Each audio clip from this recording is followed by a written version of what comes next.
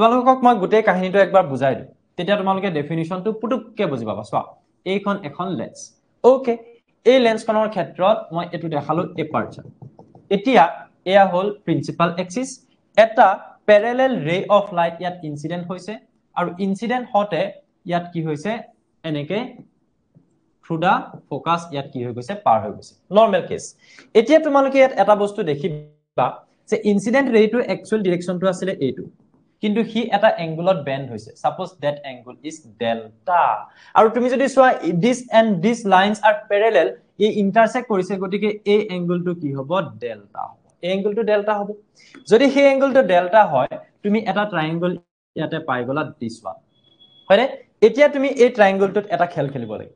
এইখিনিলৈকে একদম নৰমাল কেস ন যে এখন কনভেক্স লেন্স আছে প্যাৰালালি এটা ৰে অফ লাইট আহিল আফটাৰ ৰিফ্লেকশন থ্ৰু দা ফোকাস পাৰ হৈ গুছি গল ওকে আৰু ইয়াত আমি দেখিছো যে একচুয়ালি হি যেটো ডাইৰেকশনত আছিল এটো বাট হি বেন্ডিং হল কিমান এংগুলত বেন্ড হল ডেল্টা যদি এটো ডেল্টা জ্যামিট্ৰিকেল হেল্পৰ বাবে মই এটো ডেল্টা ধৰি ললো এতিয়া মই এই ডেল্টাটোৰ বাবে যদি tan ডেল্টা উলিয়াও মই কি পাম চাবা মই ইয়াত কৰো tan delta tangent of this angle টা মানে যেটো এংগলত হি বেন্ড হ'ব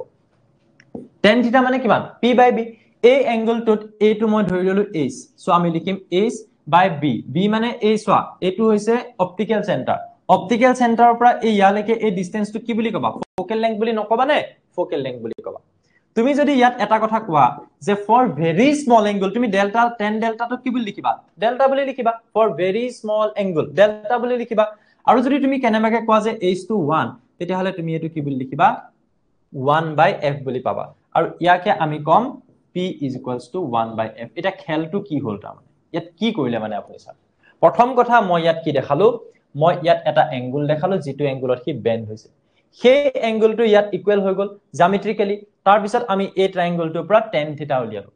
হল tan থিটা উলিয়াওতে মই দুটা কন্ডিশন এপ্লাই কৰিলো এটা কন্ডিশন হল যে ফৰ ভেৰি স্মল এংগল থিটা খুব সৰু এটা এংগলৰ বাবে tan থিটাৰ ঠাইত থিটা লিখি দিয়া বা তুমি ইয়াত ডেল্টা বুলি লিখি দিয়া ওকে যিমানটো এংগলত বেন্ড হৈছে 1 by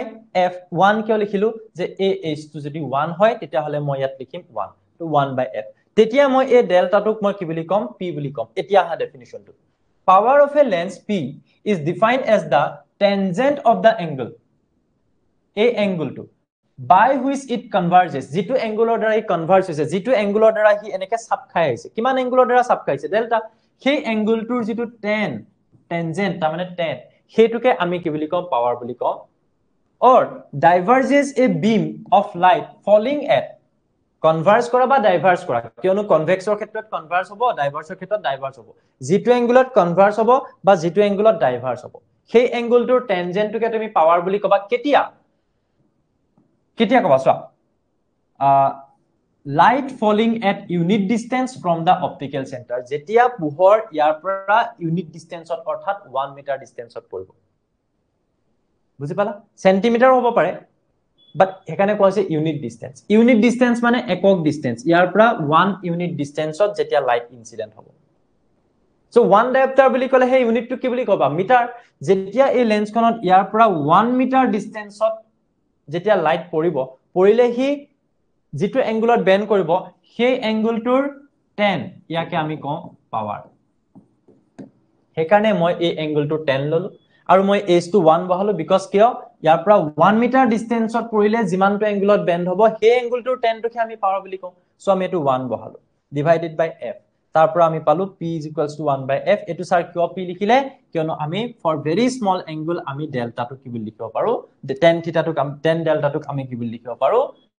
ডেল্টা বা সিম্পলি তুমি এটো যদি tan ডেল্টা বুলি ধৰা তাৰ ঠাইত তুমি পাৱাৰ বহাই দিয়া কিয়নো আমি কৈছো টেনজেন্ট অফ দা এংগল তাক আমি পাৱাৰ বুলি কওঁ বুজি পালা কৈ দিয়া